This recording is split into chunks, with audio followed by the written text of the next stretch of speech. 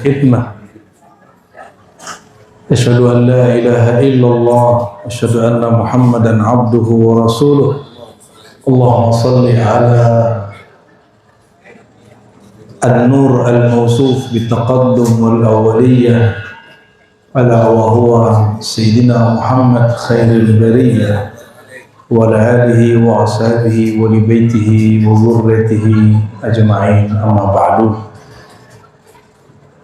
Para masyayikh, para kiai, para ajengan, dan semua jamaah pencinta Allah, pencinta Rasulullah. Cinta Allah ya? Cinta Rasulullah. Alhamdulillah.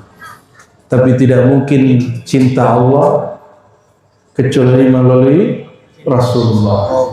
Tidak mungkin mencintai Rasulullah kecuali melalui guru-guru, mursyid-mursyid, kiai-kiai yang mereka mempunyai silsilah ilmu kepada baginda Nabi Muhammad SAW. Ini sekaligus tanda syukur kepada Allah, Sahibul Bait Bang Haji Purwanto. Semoga Allah berkahi keluarganya. Ternyata ada joglo juga di sini ya. Orang tua siapa namanya, Bang? Sino, berarti manggilnya Mas aja ya? Mas Haji. Ya, Solo. Insya Allah ini sekaligus, takut saya lupa di akhir, tanda syukur nikmat kepada Allah. Ada santri kita di kampus, santrinya S2, namanya Ibnu Majah. Orangnya yang paling cakep hari ini. Untungnya udah laku. Ada juga dari Lami, mana dari Lami? Ente duduk di sini. Saya berharap mereka berdua nanti membersamai khidmat Bang Haji Purwanto untuk nasrul ilmi di majelis ini. Mohon izin dan restu para ajengan, para kiai, para guru. Karena kalau kita nggak mulai, kapan lagi? Yang tua sudah banyak berpulang, ya. Yang berilmu banyak kitmanul ilm, menyembunyikan ilmu. Padahal dalam bab dakwah tidak boleh malu-malu. Tapi kalau mengaku-aku jadi mursyid tidak boleh, ya. Suluk dulu, bertorikot dulu, riyadhah dulu, diizinkan guru, baru boleh kita buka majelis tarekat. Kalau majelis ilmu dapat ijazah guru, silakan. Kalau enggak, cukup buat majelis zikir. Ini kebetulan sudah ada kumpulan zikir, ini bersyarat semua, dan siapapun yang hadir, ini Al-Ma'surat An-Nuraniyah. Mungkin ada beberapa tipe-tipe kesalahan cetak, mohon dimaklumi. Siapapun yang hadir yang ingin mengamalkannya, selain talqin dan baiat, jadi isinya wirid-wirid, diringkas dalam dua amalan saja. Satu, amalan wirid asas Imam Syazili. Wirid asas itu setelah syahadat kita baca istighfar 100, tahlil 100, sholawat 100, tasbih 100 pagi sore. Itu amalan Rasulullah SAW. Dan juga hizib bahar di sore harinya ditambah, ya.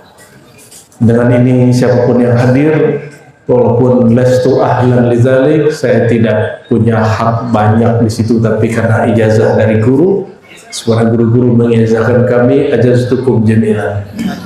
Ya, silakan mengamalkannya, ya. Minimal yang tadi itu, ya. Tapi kalau untuk talqin baiat itu nanti khusus. Di kita ngaji dulu baru talqin. Mungkin agak berbeda dengan beberapa aktivis pengajar tarekat, mereka talqin dulu baru ngaji. Itu beda metode aja, dan itu tidak masalah. Dalilnya apa? Dalilnya fa'lam annahu la ilaha. Fa'lam dulu, belajar dulu tentang Allah, baru la ilaha illallah. Maka Imam Bukhari mengatakan dalam Sahih Bukhari, diriwayatkan dari Al-Hasan Al-Basri radhiyallahu ta'ala anhu, murid Sayyidina Ali. Al-ilmu qabla al-qawli wal amal. Di syarahnya Ibnu Hajar, al-ma'rifatu qabla al-qawli wal amal. Berilmu dulu, bermakrifat dulu, baru berkalam, berwirid, baru beramal. Jangan dibalik. Selama ini kita berwirid dulu, minta ijazah kiri kanan sana sini, akhirnya kebanyakan ijazah pusing-pusing sendiri. Nah, kita nggak mau. Orang kalau mengamalkan sesuatu dengan ilmu, amalan berat jadi ringan. Karena niatnya cuma satu, ilahi anta maksudi waridhaka matlubi. Ya Allah, engkau tujuanku, cinta engkau yang kami tuju, dan ridhomu yang kami cari. Dan dengan ini, dengan izin Allah, syafaat Rasulullah, madad sadatuna awliyaillah ta'ala, para mursyid, para masyayikh, ahli isnad, ahli tariqah, kita resmikan Majelis Nur Ihya Al-Ghazali. Ya. Majelis apa? Ya, ini cuma nama, jangan jadi berhala. Kenapa disebut Nur? Karena Imam Ghazali ini mewariskan ilmu, dan beliau mengatakan al-ilmu nurun. Ilmu itu adalah nur, cahaya. Maka ciri-ciri orang bercahaya kolbunya, wajahnya, dia suka ngaji. Jangan kebanyakan wirid, kebanyakan tahlil, kurang sholawat, kurang ilmu. Akhirnya kepalanya pusing sendiri. Lama-lama ngaku jadi wali. Ya, wali murid. Masih mending ada yang ngaku jadi Imam Mahdi, datang ke saya terus ngaku aneh Imam Mahdi. Jadi kalau kita kumpulkan reuni Imam Mahdi, udah ada mungkin 15 orang kali. Ya, alhamdulillah, Allah izinkan dengan ini semoga Allah hidupkan ilmu melalui wadah Majelis Nur Ihya. Semoga Pak Haji Purwanto dan semua para hadirin Allah izinkan untuk hadir selalu. Ya. Cuma saya minta ke Ustadz Ibnu Majah ini setiap awal bulan ngaji ke Serpong, ngaji hikam. Ya. Kalau perlu datangnya lebih awal, habis maghrib, biar nanti dapat zikiran dulu, zikiran tarekatnya. Nanti bawa rombongan dari sini boleh. Ngajinya masih pakai bahasa Indonesia, tenang. Tempat kita juga nggak terlalu besar di sana, tapi sekecil pun kita hidupkan. Ya, alhamdulillahirabbil.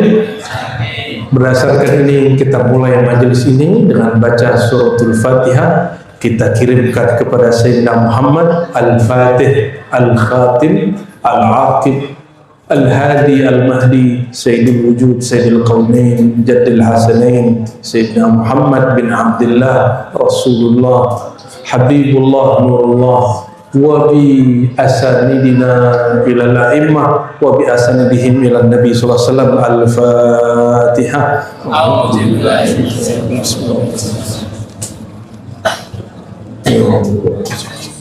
Suratul Ladzina an'amta 'alaihim waladdallin. Amin. Insyaallah setiap 3 bulan saya datang. Insyaallah ya. Tapi setiap minggu ada pengajian ya. Nanti kitab-kitab Imam Ghazali dan kitab hadis. Kitab Ghazali nanti diajarkan oleh Ustadz Ibnu Majah. Kitab hadis sama ajengan muda nih Dailami. Mana Dailami tadi? Ente mau hindar lagi ya. Dia nih ngaji hadis 4 tahun sama kita. Cuma kok di rumah hanya ngajar arba'in. Arba'in itu bagus, tapi untuk anak-anak, untuk orang dewasa bagus juga. Cuma lebih baik yang ada sanadnya. Ya. Nanti ngajar kitab Syama'il Nabawiyah karya Imam Tirmizi tentang sosok Nabi. Ini ciri-ciri majelis itu bukan majelis setan. Ustadznya bekerja sama, gurunya tidak iri dengki, saling sokong menyokong, ya. Kalian saling menguatkan, ya. Lihat dia kan lucu tuh. Jadi kalau mau marah lihat aja dia tuh, Delami. Insya Allah setiap kesini kita buka kitab Mukhtasar Ihya Ulumuddin karya Imam Ghazali, karena kalau pakai Ihya 4 jilid, cetakan terbaru 9 jilid. Kelamaan. Kapan ente paham Imam Ghazali? Ya. Yang paling mengerti ilmu ini salah satunya Imam Al-Ghazali. Kita manhaj patron, ya, patron kita, akidah kita Ahlus Sunnah itu banyak ngaku Ahlus Sunnah kita bersanad kepada Imam Abul Hasan Asy'ari Maturidi. Ciri-cirinya ngaji sifat 20, ya. Allah wujud kidam bako, sifat wajib, sifat mustahil, sifat jaiz dan lain sebagainya. Lalu yang kedua, ciri-ciri Ahlus Sunnah itu bermazhab. Karena tidak paham hadis Nabi kalau orang tidak punya guru. Jadi kalau sekedar baca hadis gampang, untuk memahami hadis wajib bermazhab. Dan mazhab kita 4 mazhab, wabil khusus mazhab Imam Syafi'i Muhammad bin Idris Al-Mutallabi radhiyallahu ta'ala anhu. Beliau min ahlul bait, zuriat ahlul bait, tapi jalur sepupu Rasulullah sallallahu alaihi wasallam. Imam Syafi'i punya guru namanya Malik. Imam Malik punya guru Nafi' dan Salim. Salim ini punya ayah namanya Abdullah bin Umar. Abdullah bin Umar sahabat Nabi, langsung berguru kepada Rasulullah SAW. Jadi itu silsilah mazhab Syafi'i. Begitu juga hadis dan lain sebagainya. Dan yang ketiga, Ahlus Sunnah kita bertasawuf. Ini wajib, bukan fardu kifayah. Bertasawuf itu sama dengan fikih, mesti bermazhab. Kalau di tasawuf namanya berthariqah, ya. Thariqah kita semua thariqah yang mu'tabarah. Seperti kita tadi, semua fikih mazhab yang 4 itu mazhab kita. Namun untuk amalan hari-hari Syafi'iyah. Adapun di Ribat dan di Majlis Nur Ihya, thariqat kita untuk zikir khafinya Naqsyabandiyah, zikir jaharnya Qadiriyah, hizib dan auratnya Syaziliyah, dan rotib-rotibnya tawasulnya tawassul Syekh Saman, salawatnya Syekh Tijani, Idrisi dan imam-imam yang lain. Kok boleh begitu? Ya nanti ini jelasin. Ya, thariqat kepada Allah sangat banyak. Itu yang basic, Dan untuk ngaji ilmunya kita pakai karya Imam Abu Hamid Muhammad bin Muhammad Al-Ghazali. Imam Ghazali ini bukan orang Arab. Dia orang Persia, Iran hari ini. Sayangnya kuburannya nggak di Pulau Jawa. Kalau di Pulau Jawa itu kuburan paling ramai kali hari ini. Itu kuburan Gus Dur sampai hari ini nggak pernah sepi kecuali jam sholat. Gus Dur itu pencinta Imam Ghazali.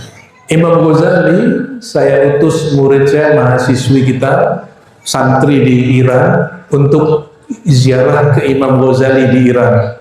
Negerinya jauh, di negeri Ghazal Tus Kushair. Ternyata kuburannya nggak terawat.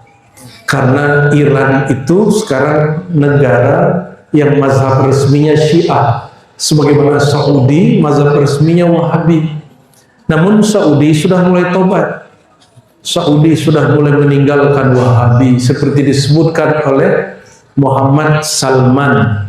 Muhammad bin, kata dia, kita nggak mau lagi berwahabi. Saya punya guru di Mekah, kata dia, sekarang wali Allah banyak di kampung kamu, tapi Wahabi juga. Tapi saya pesan kayak di rumah aja dan semua para hadirin, jangan benci Wahabi, karena saya pernah jadi Wahabi. Orang berwahabi, bersalafi itu dia sedang mencari ilmu kebenaran, kebetulan dapat gurunya begitu. Ya, kita nggak usah benci dia. Jadi ini konflik dengan Wahabi. Jika Wahabi tidak boleh konflik, apalagi sesama pengamal thariqah, apalagi sesama ahlus sunnah wal fa aslihu baina akhawaikum, islahlah sesama saudara kamu. Tolong dipegang ya. Apalagi sesama ustadz yang khidmat, tidak boleh ada konflik. Kalau ada selek-selek dikit, habiskan dengan ngopi bareng. Ya, ini kan tempat ngopi kan ini. Alhamdulillahirabbil. Kitab yang muncul di layar itu kitab Mukhtasar Ihya Ulumuddin. Kita langsung loncat ke bab 21 karena bab 1 sampai 20 berkaitan dengan akidah dan fikih. Nah, nanti ngaji ke para ajengan kiai-kiai di sekitar sini akidah fikihnya. Tasawuf kita langsung buka langsung ke jantung intinya ya. Tadi sudah Fatihah ke Nabi, sekarang Fatihah khusus ke Imam Al-Ghazali ila hadratil Imam Sahib Ihya Ulumuddin Abi Hamid Muhammad bin Muhammad Al-Ghazali. Al-Fatihah.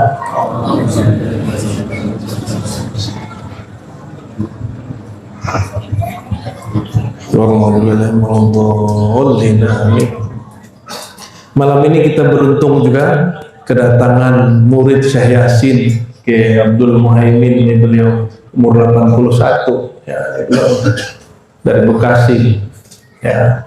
Beliau berkisah tentang Syekh Yasin barusan kepada kami ya. Semoga Allah sehatkan beliau selalu. Dari Bekasi ke sini jauh gak? Lumayan ya. Alhamdulillah.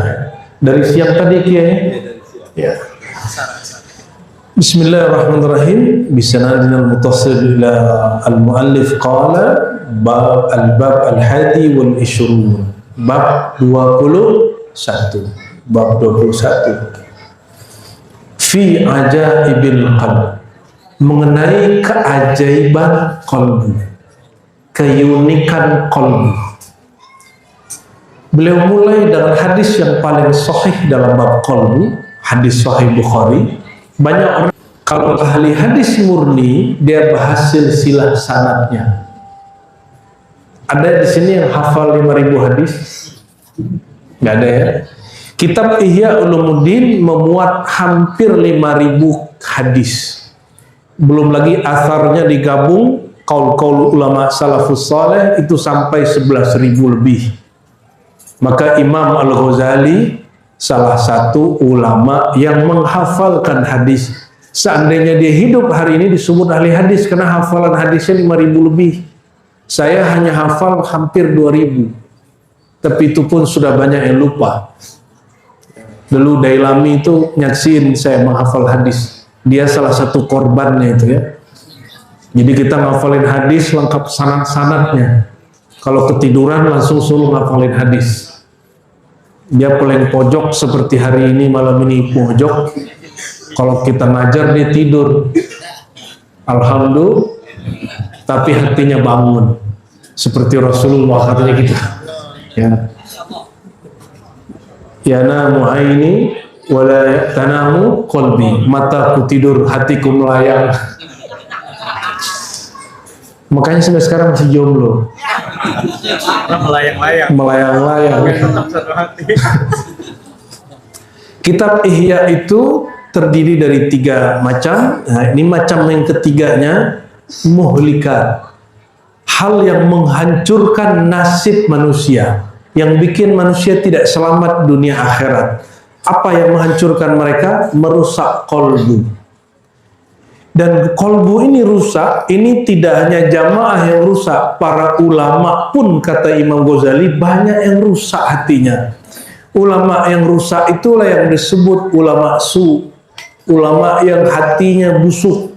Semoga Allah jaga hati kita semua dan hadir ini dari hati yang rusak. Amin ya rabbal alamin. Kalau hatinya salim, sahih, hatinya bisa dibenerin, disebutlah ulamaul akhirah, ulama yang orientasinya keselamatan akhirat. Semoga semua yang hadir berniat seperti itu. Amin. Qala Rasulullah SAW, inna sesungguhnya itu disebut taukid, biar disebut awamilun nasab, ya, yang bisa bikin kalimat setelahnya mansub berbaris di atas, ya. Inna fi jasad ibni Adam, sesungguhnya di jasad ibnu Adam, anak Adam. Ini keturunan Nabi Adam apa keturunan kera? Kan kata Darwin kita dari kera kan? Betul. Ini keturunan mana nih? Nabi Adam. Berarti ente zuriat Nabi dong. Betul? Zuriat Nabi Adam. Terus kenapa repot-repot? Ah, ini saya ingetin kepada Ibnu Majah dan Dailami. Manhaj kita tidak ikut campur perdebatan perselisihan nasab. Tolong jangan bawa-bawa ke majelis.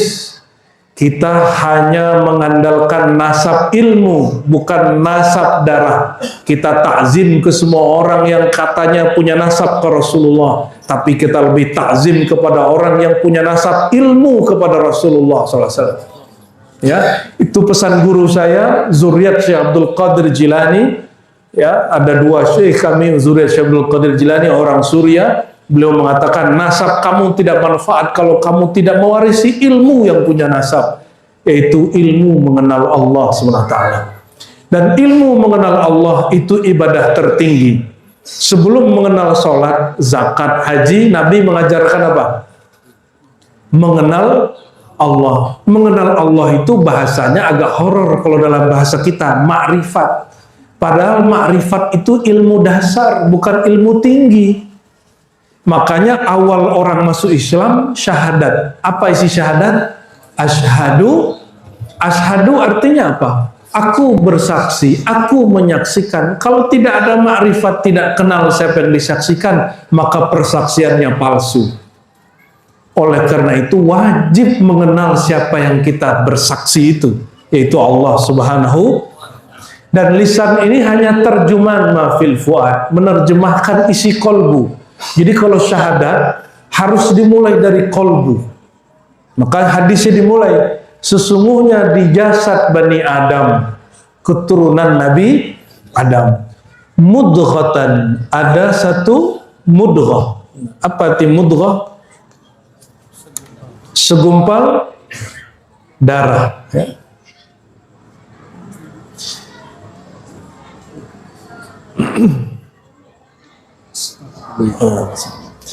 Mudghah itu segumpal darah yang kita sebut hari ini jantung. Kita sebut hari ini apa? Jantung. Kalau jantung sehat, tubuh sehat. Ya. Idza salahat atau saluhat, jika jantung itu sehat, maka saluhal jasadu kulluh, maka sehatlah seluruh badan.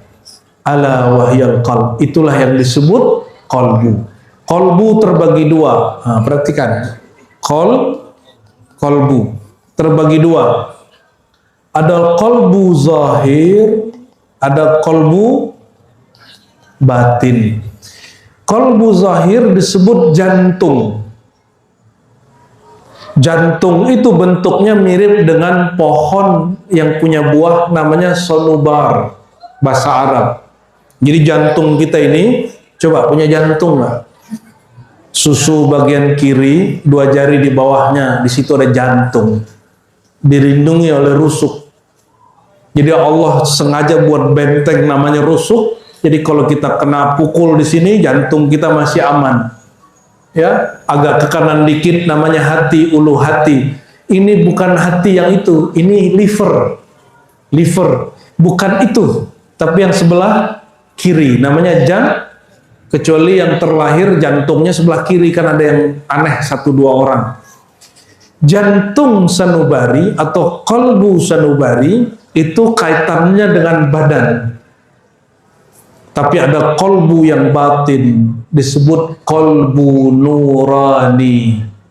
Hati nurani. Apa arti nurani? Hati yang bersifat ada cahaya. Maka Nabi berdoa, Allahumma ja'al fi qalbi nurah. Ya Allah, jadikan di kolbuku ada nur. Karena itu kolbu disebut kolbu nuraniyah. Kalau dia sehat, dia bercahaya. Cahayanya bukan cahaya lampu, cahaya ilmu, cahaya hidayah, cahaya nur Muhammad sallallahu alaihi wasallam yang kita baca di awal kitab Maulid. Allahumma salli wa sallim ala nuril mausuf bit taqaddum wal awwaliyah. Ya Allah, turunkan rahmat dan salam Engkau kepada Rasulullah yang nurnya disifati dengan taqaddum. Taqaddum itu ruh Ahmad. Kalau awwaliyah adalah nur Muhammad sallallahu alaihi wasallam sesuai hadis awwalu ma khalaqallahu nura Muhammad. Hadis ini sudah kita teliti, hadisnya sahih. Jadi orang yang bilang nggak sahih, dia belum update. Dia belum. Saya tidak suka pakai hadis yang dhaif, apalagi palsu. Ya. Orang ada Syekh Fulan bilang dhaif, ya mungkin dia nggak ketemu data yang kita dapat.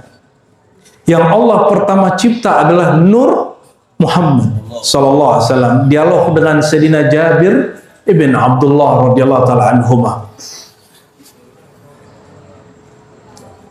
Itu kolbu, berarti punya dua kolbu.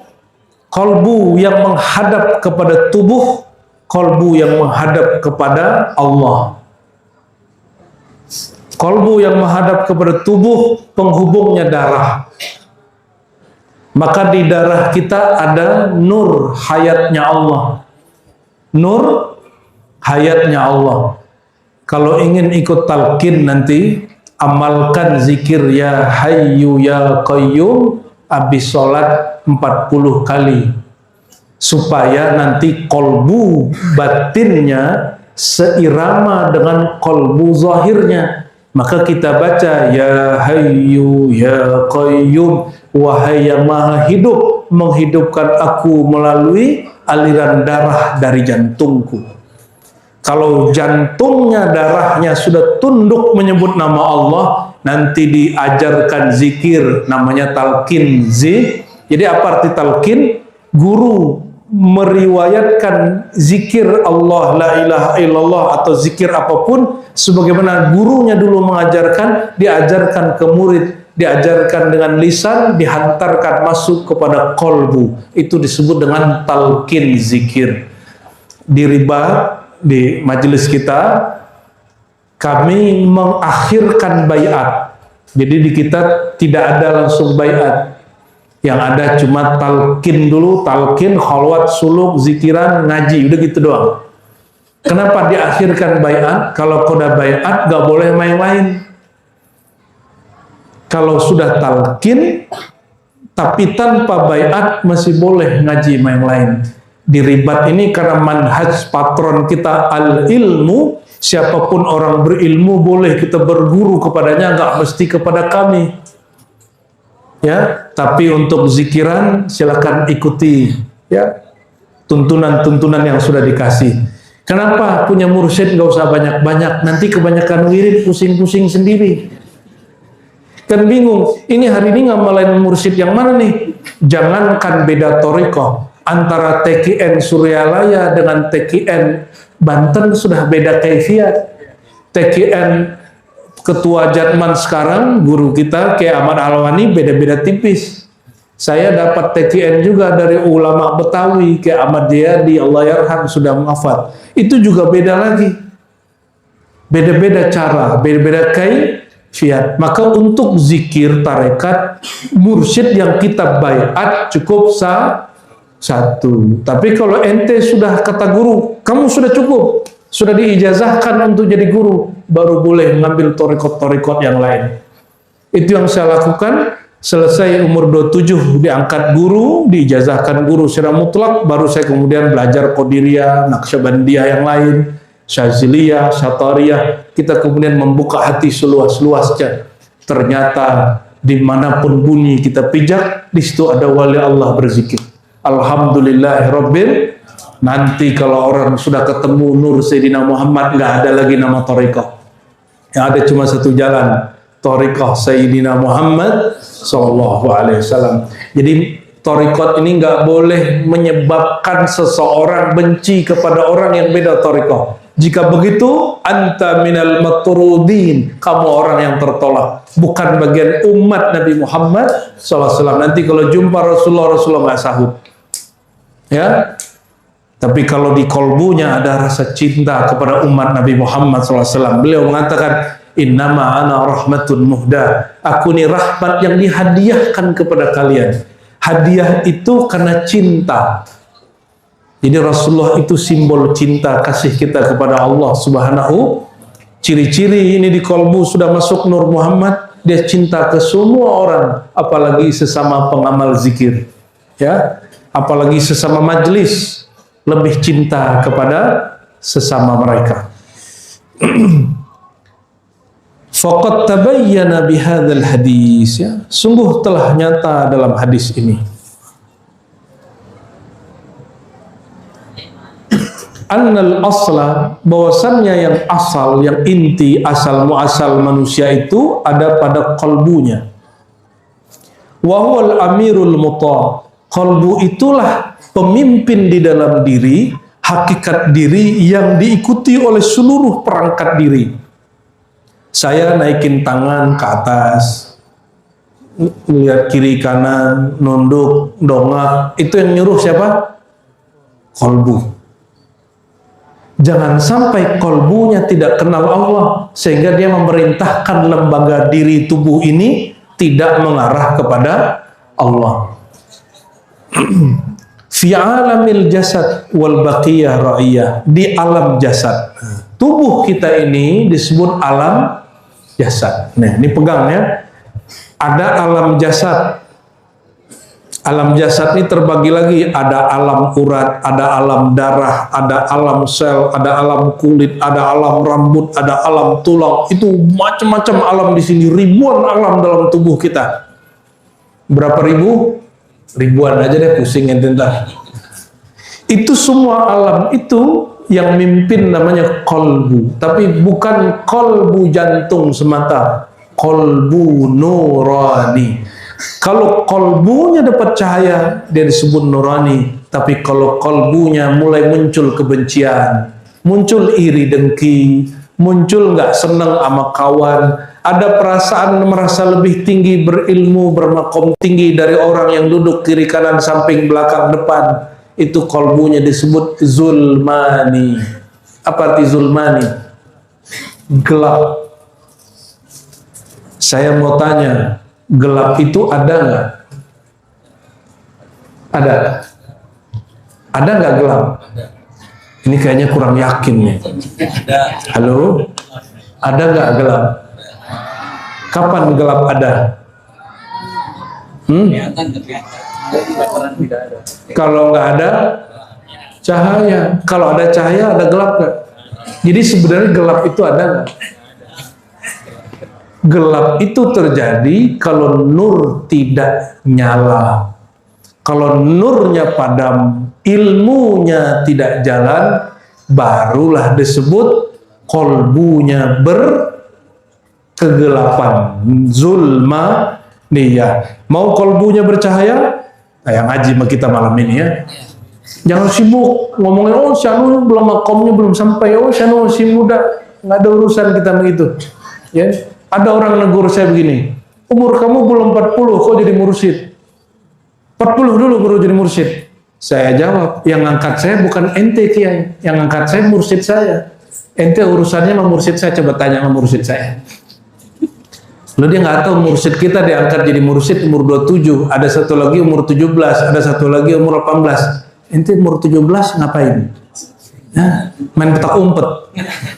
Kalau beliau main latifah 7, ada 7 latifah di kolbunya, dia sudah main di situ, petak umpetnya masuk ke dalam sisi batin dirinya. Anak-anak sibuk main petak umpet, dia sering sibuk main lembaga dirinya. Maka wajar umur 17 sudah jadi wali Allah. Diangkat gurunya menjadi seorang pewaris nur. Dulu Mama Falak di Bogor diangkat sebelum 40. Setahu kita, mungkin pengetahuan aneh salah. Kalau ditugaskan jadi Rasul, betul Rasulullah ditugaskan jadi Rasul umur 40, tapi sudah jadi Nabi, belum lahir sudah jadi Nabi. Apa kata beliau? Kuntu awwalan nabiyyina fil khalq. Belum ada makhluk, akulah makhluk pertama dan akulah nabi pertama. Sallallahu alaihi wasallam. Enggak ada urusannya sama umur jasad. Ruh itu punya umur sendiri. Qalbu itu punya nur sendiri. Enggak ada urusan sama jasad. Ini yang sudah umur 40 siapa aja? Angkat tangan. Ente mursyid enggak? Izan al-arba'in ma yata'allaq bi al-irsyad ya. Sorry, ke bahasa Arab. Jadi tidak ada urusannya umur 40 dengan kemursyidan. Jadi yang umur saya sekarang Masehinya masih 39, kalau Hijriahnya sudah 40. Tapi memang guru kita ada salah satu murid Syekh Yasin juga mengijazahkan tongkat, kata beliau baru boleh pakai tongkat ini umur 40. Karena beliau nggak bilang Masehi mah Hijriah, ya udah Hijriah aja. Jadi kadang-kadang kita pakai tongkat kalau mau ziarah. Simbol tua. Maka tua bahasa Arab disebut syuyukh, syekh. Jadi ada orang jasadnya masih muda, tapi dituakan dalam bab ilmu disebut asy-syaikh, walaupun masih muda. Bahasa kitanya kiai. Namun kiai dalam tradisi Jawa, Banten biasa umur 40. Tapi kan ada ininya, ada kiai muda gitu ya, Gus. Ada yang enggak sampai meninggal disebut Gus, padahal sudah tua. Gus Dur. Lalu beliau menjelaskan wa nahnu nubayyin ma'nal qalb. Sering dengar qalbu, ruh, jiwa, nafs. Sering dengar akal. Apa bedanya? Coba dilanjutin halaman berikut.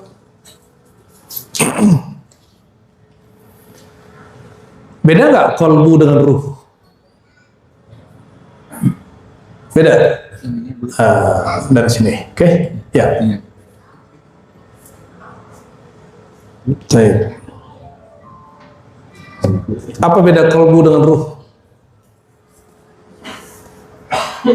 Mana yang duluan, qalbu sama ruh? Yas'alunaka 'anir ruh, qulir ruhu min amri rabbi wa ma utitum minal ilmi illa qalila.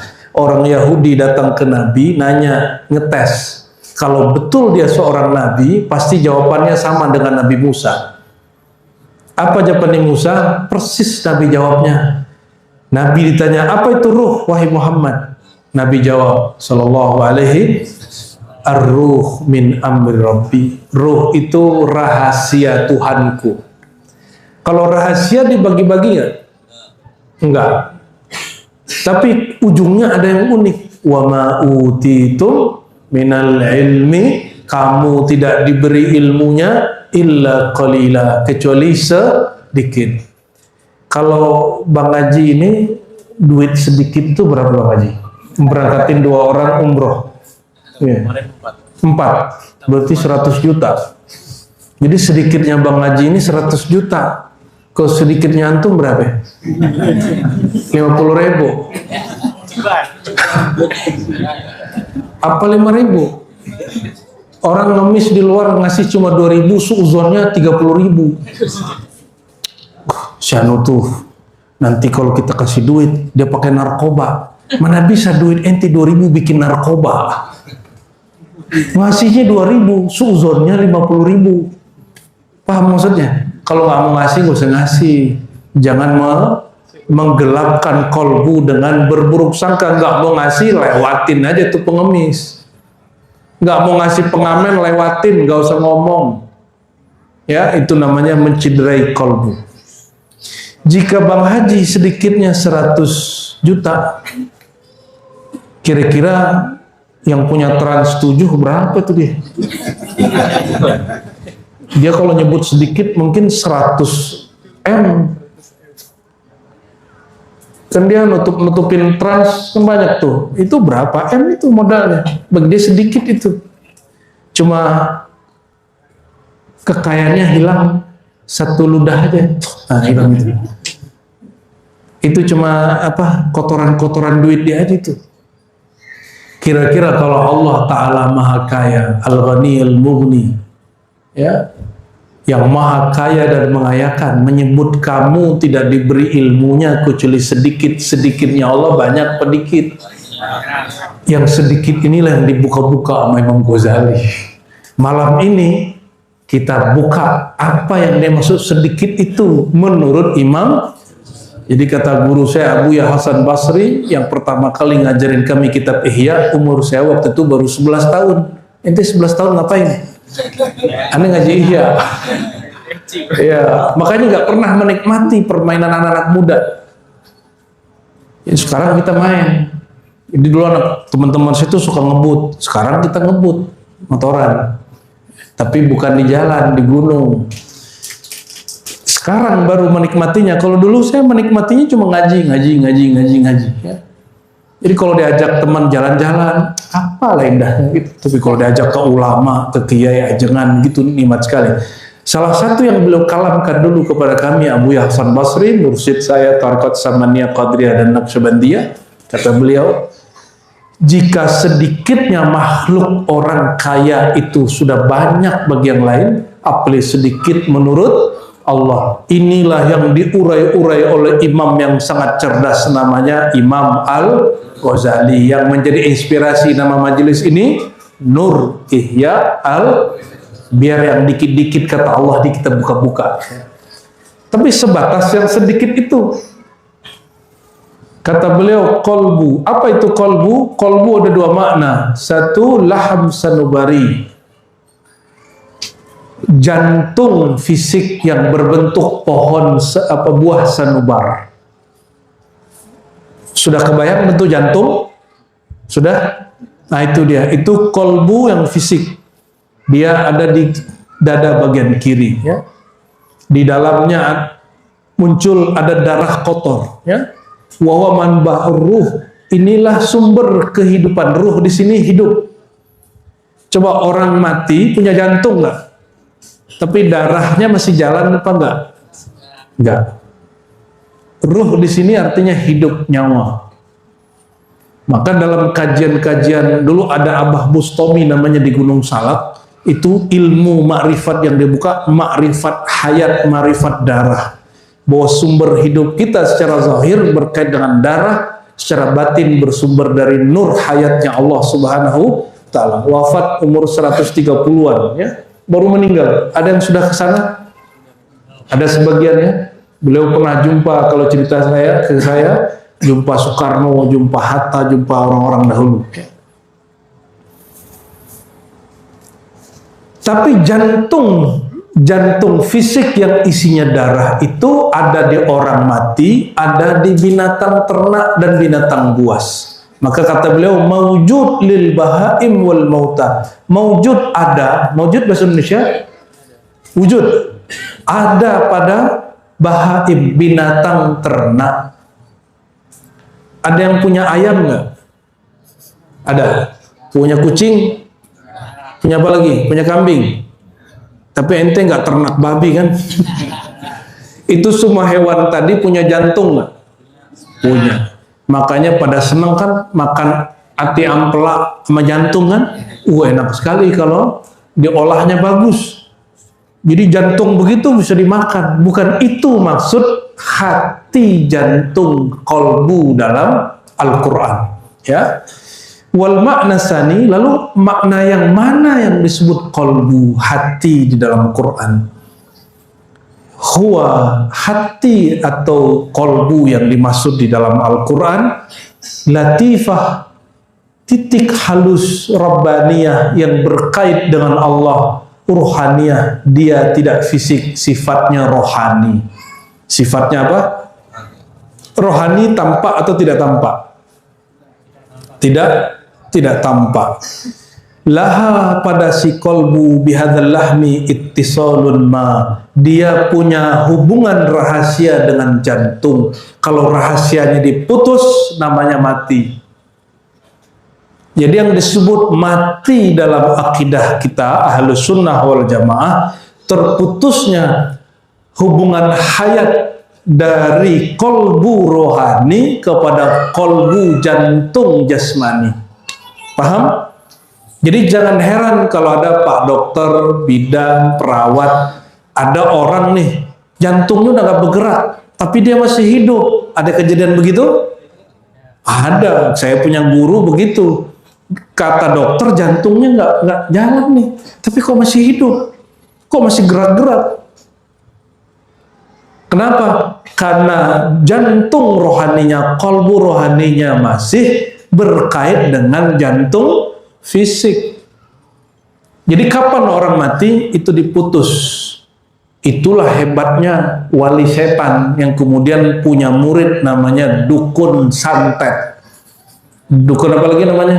Teluh, ya. Semoga Allah jaga kita semua dari itu. Sihir hukumnya haram, ya, tidak boleh. Jika Imam Ghazali mengatakan, jika sihir itu ilmu maka dia mulia, tapi jika digunakan untuk mencederai orang lain haram. Ya, oleh Sayyidina Umar pelaku sihir santet itu dikisos sama dia. Berarti Sayyidina Umar ini punya bukti karena dia kasyaf. Dia bisa menyadari kesadaran batin. Ya, betapa tidak mungkin ya. Sayyidina Umar lewat di satu gang, di gang sebelah ada setan, kabur setannya. Kalau ente lewat di gang ada setan, setan ngapain? Diamperin, dikerubungin kali ya. Ya, nauzubillah summa nauzubillah. Wa hadhil latifah, titik halus inilah hiya al-alimah billah, yang kenal Allah itu kolbu yang rohani, bukan jantung. Siapa yang kenal Allah? Kolbu yang rohani, bukan kolbu sanu. Coba ulangi, kolbu ada dua jenis. Yang fisik namanya apa? Sanu. Kalau yang batin namanya nurani. Lulus sudah ini. Udah beres pengajian nih. Yang kenal Allah jantung fisik yang berdetak, berdenyut itu, atau kolbu nurani. Jadi ketika Allah mengatakan fa'lam annahu la ilaha illallah, maka ilmuilah, pelajarilah, ketahuilah bahwasannya Allah tiada yang berhak disembah selain Dia, tiada yang benar-benar wujud selain Dia, tiada yang benar-benar dicinta selain Dia. Itu yang disuruh tahu siapa? Jantung. Yang diperintah di situ siapa? Kolbu nurani. Kalau kolbunya patuh, dia langsung bercahaya. Kalau kolbunya bandel, kolbunya langsung gelap. Paham di situ? Kalau kita gelap, gelisah atau tenang? Kecuali sama yayang. Namanya berkholwat. Makanya wali Allah itu suka kalau zikir lampunya dimatiin malam-malam. Mereka udah nggak takut lagi masuk kubur karena udah biasa gelap-gelap, kolbunya bercahaya. Sedangkan alam ini gelap, kata Imam Nutailah, al-aqwan zulmah, alam ini sebenarnya gelap. Al-qawmu zulmatun, alam itu gelap. Yang Allah nggak kasih cahaya, dia gelap. Kalau lampu padam, lampu mati, gelisah. Kalau lampu hidup, kita bergerak dan ceria, betul? Jadi kenapa ada orang dirundung duka, dia sedih, otaknya mentok, itu karena kolbunya tidak bercahaya. Semoga semua yang hadir Allah kasih cahaya kolbunya, dan Allah kekalkan cahaya itu. Amin ya Rabbal.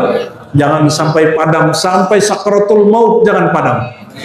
Sakratul maut, yang maut itu badan dengan jiwa. Hubungan itu disebut hubungan nafsiyah. Hubungan ini yang diputus, maka kullu nafsin za'iqatul, yang merasakan mati itu bukan ruh tapi nafs, jiwa. Semakin jiwanya cinta dunia, semakin sakit matinya. Dunia itu kerjaan, anak, bini, kekasih, harta, pekerjaan, kekayaan, kemasyhuran, pengikut, masuk tuh, hati-hati. Semakin hati menghadap kepada yang tadi, mati berat. Maka diputus cinta kepada itu, barulah orang meninggal dengan tenang. Baru sakaratul mautnya berujung husnul khatimah. Mau husnul khatimah? Putus cinta dunia. Dunia cukup di tangan, gak usah sampai ke dalam. Itu mah ngomongnya doang udah. Kayak bener aja ente. Ada minum dulu ya. Allahumma sholli ala sayyidina.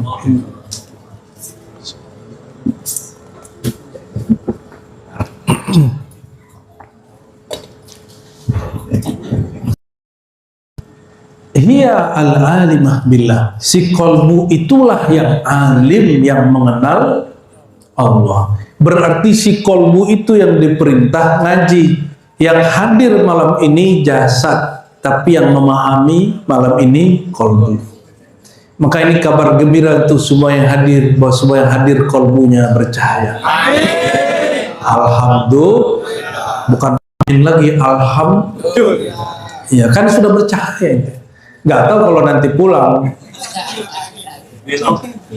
Maka kalau bermajlis, majelis kita nggak usah ngomongin orang, ngomongin nasab orang, ngomongin torikot orang, nggak usah. Apalagi ngomongin partai orang. Kita ini punya masalah dalam diri sendiri. Benerin ini, rumah tangga selesai, kampung beres, baru negara beres. Tapi kalau hati nggak beres, walaupun pakaiannya pakaian ustadz kiai ajengan, kalau ajengan hati busuk, dia iri dengki sama ajengan. Kiai kalau hati busuk, dia iri dengkinya sama kiai. Maka kalau kiai nggak pernah jelek-jelekin Haji Purwanto. Kalau kiai ustadz jelekin ustadz, itu ciri-ciri ustadz ulama su. Hati-hati. Ente berguru, pastikan gurunya tidak membicarakan aib orang. Kalau bisa tutupin aib orang. Ada orang pancing-pancing, tutupin. Mungkin maksudnya begini. Ya. Saya kalau ada guru suka menghina orang, saya tinggalin gurunya. Makanya pada mencak-mencak kan, yang kita tinggal itu. Ya, panas dia. Nggak mau kita. Kita dulu sebut si fulan, dibilang dajjal. Si fulan kadzab. Dajjalnya belum keluar, disebut orang itu dajjal.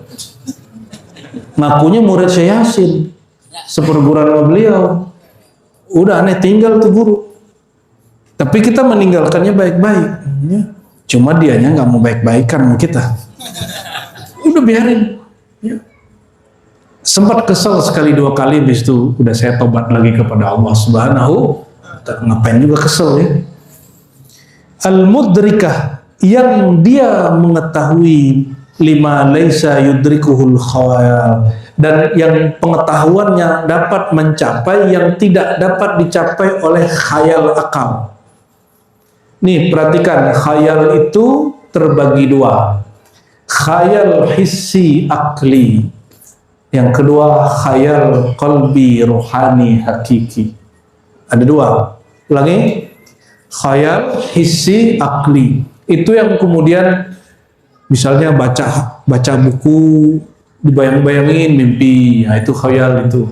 Atau lagi zikir, tiba-tiba datang makhluk bilang, wahai wali Allah, mulai hari ini semua yang haram halal bagimu. Nanti datang lagi zikir, datang lagi makhluk baru, wahai wali Allah, makammu sekarang paling tinggi, semua wali di bawahmu. Hati-hati itu ya. Jadi semakin dia zikir, semakin berilmu, semakin namanya berkhayal. Khayal ini disebut dengan khayal hissi akli. Sumbernya dari ego dan syaitan. Sumbernya dari ego, nafsiyah dan syaitan. Hati, nih ketemu nih sama ustadz. Kalau dia wali pasti dipanggil aneh. Itu halu namanya. Ya, kadang ngomong gitu, ya, ente halu, ente wali setan, ya. Masa wali standarnya tahu nama ente? Wali itu standarnya tahu nama Allah, bukan nama kalian. Itu standar wali Allah. Maka innama yakhsyallaha min ibadihil, yang segan takut hormat kepada Allah itu hanya ulama, orang yang mengenal nama Allah, sifat Allah. Kalau nggak ada sebut wali, nggak ada sebut ulama. Jadi tolong kalau bermajelis di sini, yang disebut keramat bukan jalan di atas air, bukan terbang di udara, karena burung tiap hari terbang bukanlah wali Allah. Ikan setiap hari mulai dari dia menetas sampai dia mati, sampai ente makan, dia terakhir dia di air juga nggak mati-mati. Adakah wali ikan? Nggak ada toh. Dulu betul ada imam namanya Imam Abdul Khaliq Bujdawani, ya. Nama tariqahnya Khajakaniyah, pra-Naqsyabandi, sebelum Naqsyabandi dimasyhurkan Allah. Imam Abdul Khaliq ini berguru ke Nabi Khidir. Kata Nabi Khidir, kamu masuk ke air, tahan napas, baca zikir ABCD, disuruh zikir 3 jam gak keluar-keluar. Bukan untuk jadi wali, cuma latihan supaya dirinya kuat. Latihan supaya diri dia, nanti jangan coba ya. Aneh habis majelis ini Nur Ihya nih, pengen coba ilmu Nabi Khidir. Itu namanya halu, ya. Nauzubillah subhanahu. Jadi yang nggak sampai oleh akal ini, kolbu sampai. Jadi kalau akal bilang nggak masuk akal, kolbu bisa. Betapa banyak hal yang akal nggak masuk akal, tapi kolbu masuk. Khayal dan waham. Waham ini persepsi yang lemah. Wahwa hakikatul insan. Itulah yang disebut hakikat insan. Ini kan sekarang banyak nih ngaji hakikat. Ini gampang. Ketemu jawabannya langsung. Mudah tuh. Belajar hakikat semudah ini. Mana yang disebut hakikat insan? Kolbu kamu. Gampang tuh. Orang kayaknya ngomong hakikat ribet bener. Ente sanadnya kemana kok ribet begitu? Imam Ghazali yang paling mengerti ilmu hakikat, jelasin hakikat cuma di baris keberapa ini loh? Masih 1 halaman dia. Jadi yang disebut hakikat insan apa? Qalbu nurani, disebut latifah rabbaniyah ruhiyah. Kok disebut itu hakikat insan? Karena dialah yang kenal Allah. Maka yang mengenal Allah itulah hakikat insan. Wahwal mukhatab, itulah qalbu nuranilah yang dipanggil Allah, yang diajak bicara oleh Allah. Wa ila hadzal ma'na asyara biqauli. Inilah yang disebut di Quran surat Qaf, ya. Inna fi dzalika ladzikra liman kana lahu qalbun. Sesungguhnya pada kisah-kisah demikian pada Al-Quran terdapat peringatan bagi orang yang punya kolbu. Nah, ini perhatikan, ini punya kolbu nggak? Coba cek. Dari tadi saya menjelaskan sesuatu, ada yang bisa dipahami? Berapa jenis kolbu? Satu yang zahir, namanya apa? Jantung. Bahasa Arabnya kolbu, sanu. Yang batin kolbu tuh. Yang disebut hakikat insan yang mana? Kolbu nu atau disebut latifah rabbaniyah ruhaniyah. Paham? Berarti malam ini sudah kenal diri kan? Gampang tuh, man arafa nafsahu faqad arafa rabbahu. Terus siapa yang mengatakan ngaji tasawuf sulit? Siapa yang kenal hakikat dirinya, dia akan mengenal Tuhannya. Malam ini sudah kenal hakikat diri. Yang paham apa yang kami jelaskan malam ini, itu bukan otaknya, bukan sekedar akalnya, tapi kolbunya, hakikat dirinya. Sudah paham? Itu sudah paham? Berarti benar nih hakikat manusia nih. Depan saya manusia nih, bukan setan bertubuh manusia. Karena ana minal jinnati wan, setan itu bisa ngambil tubuh manusia. Malaikat juga bisa ngambil tubuh Dihya al-Kalbi. Masa wali nggak bisa? Ya. Masa nabi nggak bisa? Begitu mudahnya Allah SWT berbuat, ya. Lalu beliau memperkuat. Nah, ini bagian terakhir aja ya. Ini nggak usah berat-berat, ini pembukaan aja. Seandainya kolbu itu jantung, laham sanubari, daging sanubar yang berfisik itu, lakana mawjudan likulli ahad. Tentu itu ada di binatang ternak dan orang mati. orang mati sudah nggak ada kolbunya, maka disebut dia Jadi kapan orang disebut mati? Kalau kolbunya putus hubungan dengan dia. Apa yang disebut mati suri? Suri itu bukan bahasa Indonesia, suri. Suri itu bahasa Arab, suriyah, surah. Bentuknya kayak mati, tapi hubungan ruhnya dengan jantungnya masih ada. Itu yang ditanyain dokter tadi sama kita. Jantungnya udah gak berdetak, berdenyut, tapi kok dia masih hidup. Itu disebut mati suri. Setiap hari, setiap malam kita mati, tapi bukan mati suri, namanya mati naumi, mati tidur. An-naumu ahul, mau tidur itu saudara mati. Mau matinya enak gak? Seenak tidur. Mau? Kita kalau capek pengen tidur kan? Kalau diganggu orang marah gak? Sama, orang kalau udah kenal kolbunya, kenal Allah, dia ingin mati seperti dia menginginkan tidur. Nggak ada takutnya. Ente karena belum tahu, baru tahu hakikat level 1, makanya belum tahu indahnya mati, bahwa mati itu mahar berjumpa dengan Allah Subhanahu. Maka kalau kita ini akalnya masih menghijab, pikirannya masih menghijab, Allah kirim kabar lewat mimpi. Itulah sebabnya orang-orang yang tidak punya keruhani yang kuat, mimpi nabinya dalam tidur.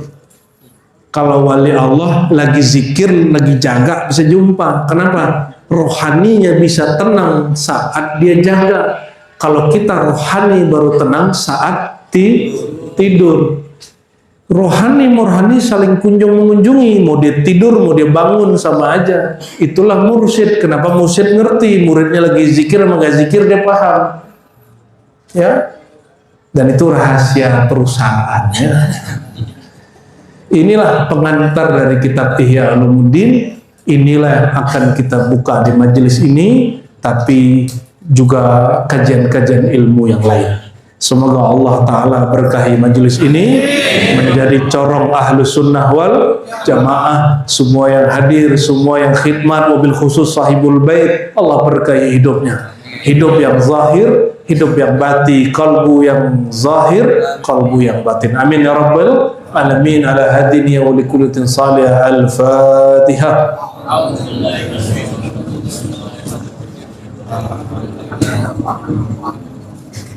Alhamdulillah Rabbil Alamin. Kita serahkan ke Ustadz Ibnu Majah.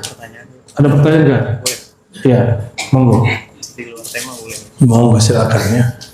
Yang penting jangan nanya presidennya siapa hari ini.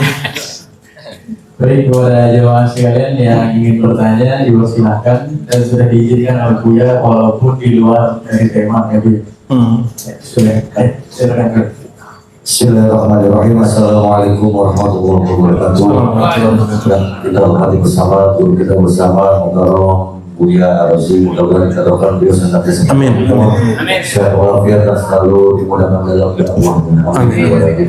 Sedikit Buya yang ingin saya sampaikan, bagaimana cara mengamalkan zikir dan amalan tasawuf yang diajarkan dalam thariqat dalam zaman saat seperti ini. Terima kasih banyak. Saya berharap mohon maaf apabila terlalu. Wassalamualaikum warahmatullahi wabarakatuh. Assalamualaikum.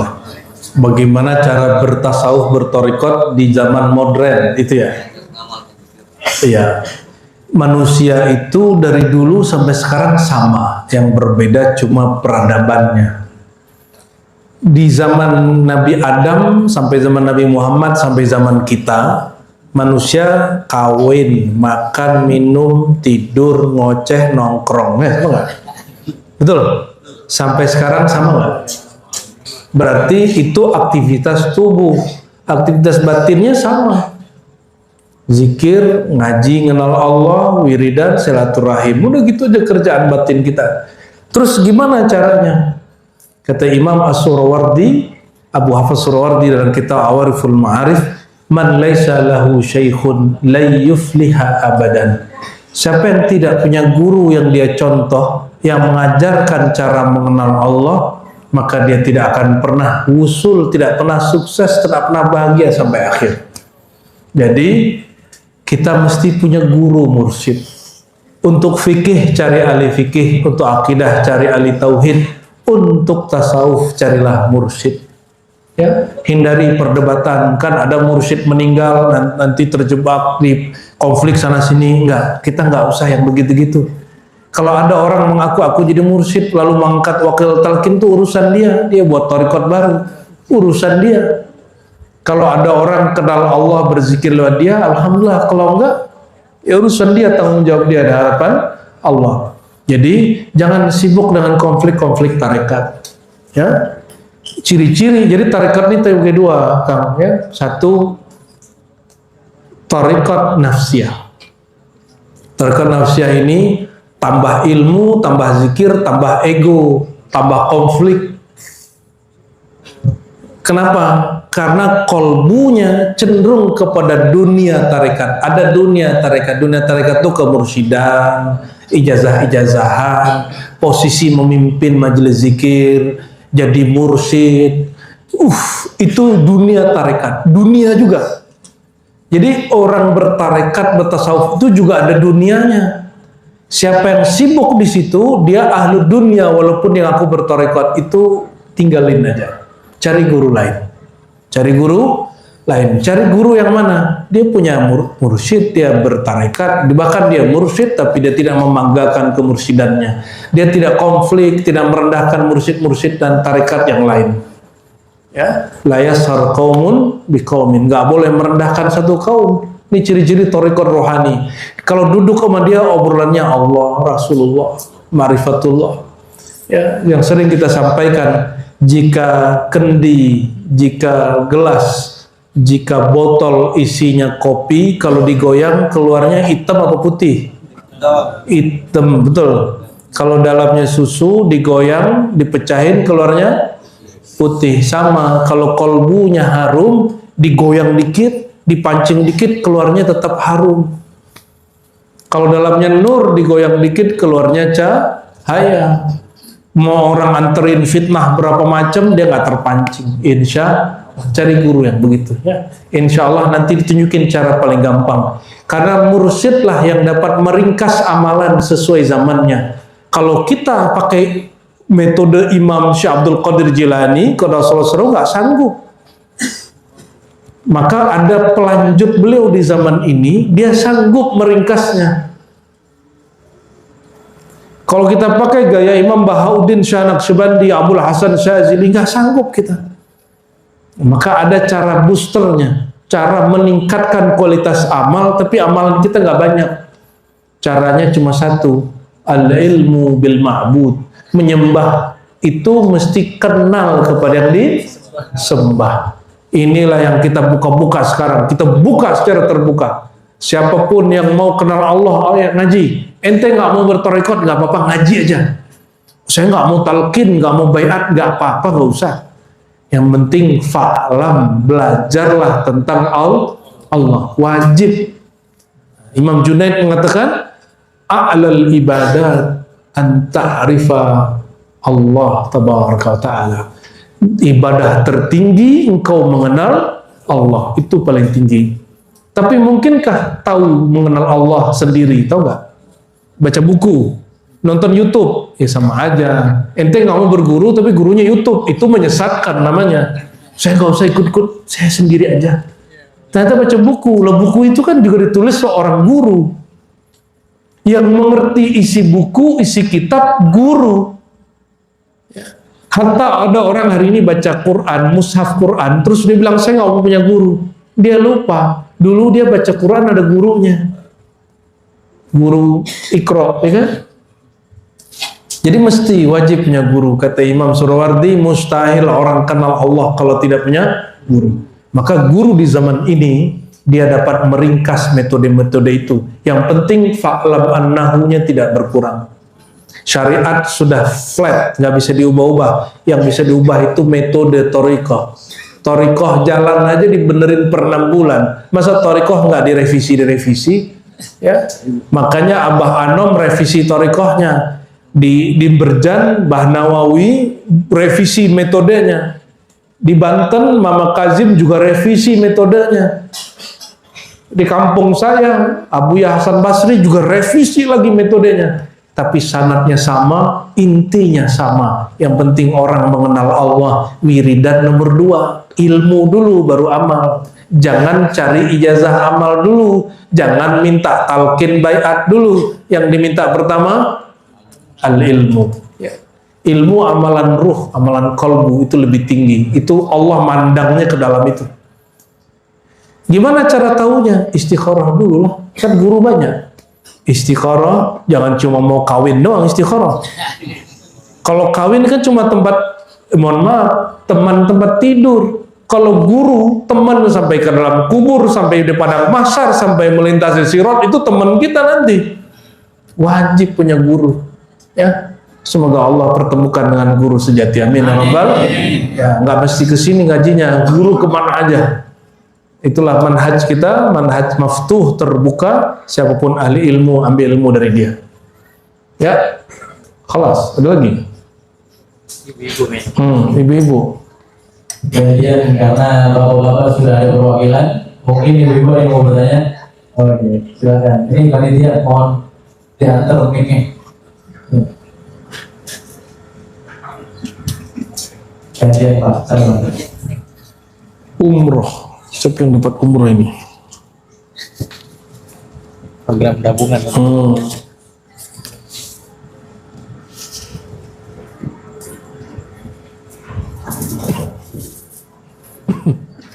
Bismillahirrahmanirrahim. Assalamualaikum warahmatullahi wabarakatuh. Waalaikumsalam. Mohon izin, Beliau dan Bapak semuanya, perkenalkan saya Elis dari Gerakan Sedekah Jumat dari Perumahan Sukarela. Silakan. Terima kasih atas kesempatannya. Sebelumnya saya mengucapkan terima kasih dan alhamdulillah sangat bersyukur bisa hadir di sini. Pertanyaan saya tentang kolbu dan pikiran. Entah apa bahasanya kalau menurut dia ya. Kadang apa yang dipikirkan sama kita dengan apa yang ada dalam hati kita itu kadang berbeda. Kadang ada juga yang menurut pikiran kita itu benar, tapi kadang hati otak itu berontak seperti itu. Tapi kadang sebaliknya juga. Maka dari itu, menata apa dulu yang paling baik dan benar? Apakah pikiran dulu atau hati dulu? Seperti itu. Karena mungkin kalau pikiran itu kan bisa diterapkan ke banyak orang. Tapi kalau hati, kembali lagi ke hatinya masing-masing. Maka untuk menata yang sebaik mungkin, mana dulu yang harus dibentuk. Ya, terima kasih. Assalamualaikum warahmatullahi wabarakatuh. Assalamualaikum warahmatullahi wabarakatuh. Kolbu dan pikiran. Ya, pikiran itu bukan bahasa Indonesia. Pikiran itu dari bahasa Arab, fikir. Bahasa Arabnya begini, fikrun. Ya, ada namanya pikir. Al-fikri, orang paling banyak pikiran. Al-fikru, ya. Al-fikr itu kerja akal. Aklun, ya. Ngapain pikiran? Pikiran itu pekerjaannya berimajinasi. Disebut khayali. Apa bahasa Arabnya? Khayal. Ini yang bikin joglo ini siapa nih, Bang Haji nih? Masih ingat orangnya? Nah, orang itu sebelum bikin ini dia berkhayal dulu kan? Maka al-khayal muqaddimatut tamaddun, gitu kata kawan aneh. Khayal, imajinasi itu adalah permulaan peradaban. Orang berkhayal dulu baru dia bisa bangun rumah. Yang mau beli mobil, motor, pasti dia tiap hari berkhayal gimana kalau aneh punya motor gitu kan. Tapi kalau kebanyakan khayal namanya tulul amal. tulul amal, tolol amal. Tul itu artinya panjang. Tulul amal, tolol amal.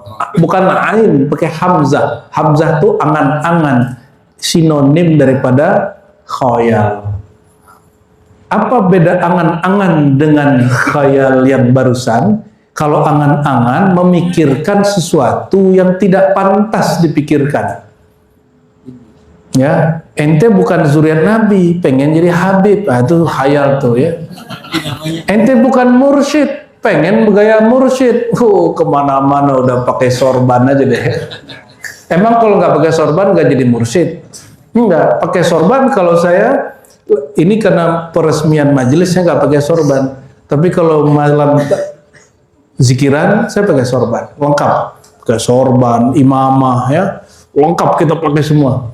Karena menghormati malaikat yang hadir. Malaikat itu kemana-mana pakai imamah ya. Kalau ini sorban rida namanya, yang dialungkan, ada sorban di kepala, imamah. Pakai, monggo ya. Tapi jangan kemudian kita merasa lebih. Emang kalau pakai kopiah hitam langsung jadi kiai gitu? Ya, ente kalau pakai apa nih? Jas langsung jadi ustadz. Nggak ada urusannya. Ya, emang kalau kopiah dicopot, ilmunya copot? Nggak ada urusannya. Guru aneh berapa orang tuh ahli hadis, kalau ngajar nggak pakai kopiah, ahli hadis. Ente ahli hadas. Gaya-gaya bener. Kalau ya lucu lah. Kita ini terjebak dengan simbol. Kemana-mana harus pakai kopiah. Ya. Ente kalau ke mall pakai kopiah begini risih sapamnya. Ya, kita ini seminggu bisa 4 kali, 5 kali, 6 kali naik pesawat. Sekali saya pakai kopiah. Itu sama yang tukang scan disuruh mundur, diperiksa lagi kita. Ya, sekali pakai kopiah. Ya, untung kita nggak ngomong. Ya, dasar ente. Mau aneh kasih bom, kita kasih gitu. Itu kan pasti ngamuk orang di bandara kan. Ya. Itu karena pakai kopiah. Coba kalau kita pakai sorban kayak Habib Umar kan, ya mungkin dia cium-cium tangan kali. Astagfirullahaladzim. Jadi akal kerjanya ngapain? Berpikir. Akal kerjanya berpikir. Kalau dia salah pikiran, kebanyakan pikiran namanya banyak panjang angan. Panjang angan-angan itu penyakit pikiran, penyakit akal. Penyakit ya. Ada lagi yang lebih gila, fikir itu hanya boleh kepada alam. Perhatiin, tidak boleh memikirkan selain nggak boleh mikirin Allah. Allah itu tugas kolbu, tugas ruh. Jangan sampai memikirkan Allah itu bukan untuk difikirkan, tapi untuk dizikirkan namanya, dikenal sifatnya. Nanti yang punya nama, punya sifat akan mengenalkan rahasia-rahasianya. Jadi haram memikirkan Allah. Kalau yang coba-coba mikirin Allah, siap-siap begini. Namanya ODJG. Indah benar nama begitu. Gila aja sebut ya. Walaupun ente kemana-mana, mengaku wali, itu wali gila namanya. Kita bisa bedain wali majzub sama wali gila, beda. Wali gila, orang gila itu dipancing memakanan beres. Kalau wali majzub nggak ada urusan dia memakanan. Dia menatapnya kolbu kita semua. Namun wali majzub, wali yang dicabut akalnya oleh Allah karena cintanya berlebih, tidak boleh dijadikan mursyid. Orang majzub ente jadiin mursyid. Orang majzub itu dimintain doanya untuk kebaikan. Dijadikan tempat kita muhasabah. Karena dia langsung, hatimu nggak bener gitu ngomongnya. Ada orang sibuk nanti sama lambang dicoret-coret sama dia. Wali majzub ini kita takzimi, kita cintai. Karena dari dulu ada wali gelarnya al-majzub. Apa arti majzub? bukan orang kejedot otak, bukan. Itu kejedot, wali kejedot. Wali majzub orang yang karena syiddatul hub, orang karena cintanya kuat, naza'allahu anhu aqlahu. Allah tutup akalnya, Allah cabut akalnya. Karena di kolbunya betul-betul karam, sibuk mencintai Allah Subhanahu wa ta'ala.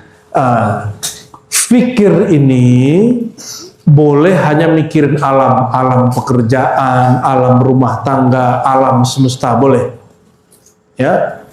Si pikiran ini bersumber dari akal. Akal mesti dibimbing oleh pemimpin di dalam diri kita, namanya kolbu. Kalau kolbunya kenal Allah, pikirannya pasti menyebut-nyebut namanya. Itu sebabnya yang menyembah Allah itu kolbu. Nah, ada namanya robitoh. Pernah dengar robitoh? Robitoh itu ikatan murid dan guru. Siapa yang susah khusyuk, nggak usah banyak teori. Nggak usah banyak teori, hafalkan ini, baca ini, inti nggak bakal khusyuk. Khusyuk itu mengenal yang disembah. Kata Nabi, sholatlah engkau sebagaimana engkau melihat aku sholat. Ada yang lihat Nabi sholat di sini? Nggak ada. Ya udah, punya guru nggak? Punya guru yang mengajarkan kenal Allah. Iktikadkan kita sholat, yang jadi imam depan kita guru kita. Itu namanya rabitah. Langsung lupa dunia insya Allah. Namanya rabitah. Bayangkan pakai pikiran khayali, bayangkan guru di depan. Kalau kolbu hanya menyembah Allah, jadi tidak benar kalau orang tarekat robitoh nyembah guru. Membayangkan guru tugas pikiran, kalau menyembah Allah tugas kolbu. Jadi yang nggak paham begini, ini kurang update ilmunya, walaupun dia kiai 1000 gelar ya. Sudah beda pemahamannya. Jadi akal dan kolbu lain, ya lain. Ya. Namun kolbu dia punya akal rahasia. Dengan akal itu dia memandang, disebut basirah. Dengan akal itu dia memegang rahasia, disebut sir. Dengan akal itu dia punya cara berpikir, disebut lub. Nah, ini ke dalamnya masih panjang lagi ya, nantilah kita buka lain waktu ya. Maka isilah kolbu dengan ilmu tentang Allah, nanti pikirannya disuruh membayangkan alam ciptaan Allah. Ciptaan paling mulia namanya Rasulullah dan pewaris-pewaris Rasulullah Sallallahu Alaihi Wasallam. Udah, atos. Rotibul atos. Cukup ya. Nanti insya Allah nanti dilanjutkan belajar kitab Ghazali yang mana yang diajar kan? Bidayatul Hidayah. Jadi di sini nanti saya mengajak saudara-saudara sekalian, insya Allah setiap minggu akan ada kajian kitab Bidayatul Hidayah. Di sini karya Imam Ghazali itu levelnya standar, ya, artinya nggak berat. Insya Allah tidak ada ilmu yang berat yang hanya kepala kita nggak paham ya. Inna Allah malaikatahu yusalluna ala nabi ya ayyuhalladzina amanu sallu alaihi wa sallimu taslima. Labbaik Allahumma salli wa sallim wa barik alaihi. Kita salat Jibril ya. Sallallahu ala Muhammad sallallahu alaihi wasallam. Sallallahu ala Muhammad.